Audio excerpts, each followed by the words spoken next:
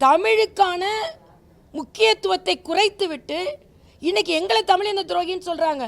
நான் தமிழின துரோகியாக இருக்கிறதற்கு வாய்ப்பே இல்லை. ஏனென்றால் நாங்கள் தமிழ் ரத்தம் தான் எங்கள்கிட்ட ஓடிக்கொண்டு இருக்கிறது. இன்னைக்கு மும்மொழி என்று நாங்கள் சொல்வது தமிழ் மொழியை 5வது வரை படியுங்கள் என்று சொல்வதற்குத்தான். ஒரு மொழியை படிக்கிறோம் என்று சொல்லுவோன்னு தமிழ் மொழியை விளக்குவதற்கு இல்லை. நான் மறுபடியும் சவால் விடுகிறேன்.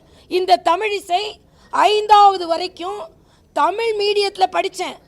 கனிமொழியிடம் நான் ஒரு கேள்வி கேட்கிறேன். நீங்கள் எந்த பள்ளியில் படிச்சீங்கன்னு எனக்கு தெரியும். உங்கள் அப்பா தமிழறிஞர் என்பது நமக்கு தெரியும். தமிழ் வழியில் படித்தீர்களா?